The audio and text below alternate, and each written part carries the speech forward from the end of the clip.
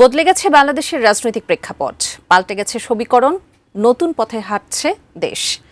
আসন্ন ত্রয়োদশ জাতীয় সংসদ নির্বাচনকে সামনে রেখে মুখোমুখি অবস্থানে জামায়াত ইসলামী বনাম বিএনপি। এবার রাসূলের ন্যায় পরায়ণতায় দেশ চালানোর প্রতিশ্রুতি দিলেন বিএনপির চেয়ারম্যান তারেক রহমান। কিন্তু রাসূলের ন্যায় পরায়ণতার মডেলে কেমন হতে পারে বাংলাদেশের শাসন ব্যবস্থা, বিস্তারিত তুলে ধরছেন আরিফ হাসান। যেমন দিল্লি নয় তেমন পিন্ডি নয়, নয় অন্য কোন দেশ, সবার আগে বাংলাদেশ। বাংলাদেশের রাজনৈতিক প্রেক্ষাপট দ্রুত বদলাচ্ছে। দীর্ঘদিনের ক্ষমতার সমীকরণে এসেছে পরিবর্তন, রাজনীতির মাঠে নতুন মেরুকরণ স্পষ্ট। এদিকে ঘনিয়ে আসছে আসন্ন ত্রয়োদশ জাতীয় সংসদ নির্বাচন। এই নির্বাচনে বিএনপির প্রতিদ্বন্দ্বী হচ্ছে বাংলাদেশ জামায়াত ইসলামী। দলটি অঙ্গীকার করছে নির্বাচনে গেলে কোরআন সুন্নাহর ভিত্তিতে শরিয়া আইন বাস্তবায়ন করার। আল্লাহর কসম, আমরা কোনো দলের বিজয় চাই না, আমরা আল্লাহ তাআলার দ্বীনের বিজয় চাই, আমরা জনগণের বিজয় চাই। এই মুসলিম জনগণ আর জালিমের হাতে নিষ্পেষিত হোক। হে আল্লাহ, তুমি এই বিপদ থেকে এই জাতিকে তুমি রক্ষা করো। যদিও বহু ধর্মের বাংলাদেশে শরিয়া আইন নিয়ে বিতর্কও আছে, এদিকে দেশের বড় রাজনৈতিক দল বিএনপি চেয়ারম্যান তারেক রহমান এবার রাসূল সাল্লাল্লাহু আলাইহি ওয়াসাল্লামের ন্যায়পরায়ণতার ভিত্তিতে রাষ্ট্র পরিচালনার অঙ্গীকার করলেন।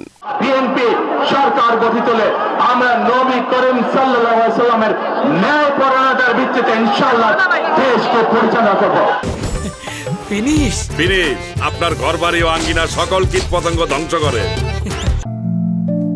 বিএনপির অবস্থান জামায়াতের শরিয়া আইনের বিপক্ষে হলেও তারেক রহমান তার বক্তব্যে গোটা বিশ্বের মুসলমানদের পথপ্রদর্শক রাসূল সাল্লাল্লাহু আলাইহি ওয়াসাল্লামের ন্যায়পরায়ণ শাসন ব্যবস্থাকেই আইকন হিসেবে তুলে ধরেছেন। তবে প্রশ্ন উঠছে, যদি সত্যি রাসূল সাল্লাল্লাহু আলাইহি ওয়াসাল্লামের শাসন মডেল অনুসরণ করা হয়, তাহলে কেমন হতে পারে বাংলাদেশের শাসন ব্যবস্থা? ইতিহাস বলছে, রাসূল সাল্লাল্লাহু আলাইহি ওয়াসাল্লামের রাষ্ট্র পরিচালনা ছিল ক্ষমতার প্রদর্শন নয়, বরং ন্যায়ের প্রতিষ্ঠা। মদিনা ভিত্তিক সেই রাষ্ট্র ব্যবস্থার মূল ভিত্তি ছিল আইনের শাসন, মানবিকতা ও জবাবদিহিতা। আধুনিক রাষ্ট্রের বহু ধারণার বীজও সেখানে বিদ্যমান ছিল। রাসূল সাল্লাল্লাহু আলাইহি ওয়াসাল্লামের শাসন ব্যবস্থায় সবচেয়ে স্পষ্ট যে দৃষ্টান্তটি পাওয়া যায় তা হলো আইনের দৃষ্টিতে সমতা, যেখানে কোনো স্বজনপ্রীতি ছিল না, আইন ছিল সবার জন্য সমান। মদিনা রাষ্ট্র পরিচালিত হয়েছিল একটি লিখিত চুক্তির মাধ্যমে, মদিনা সনদ।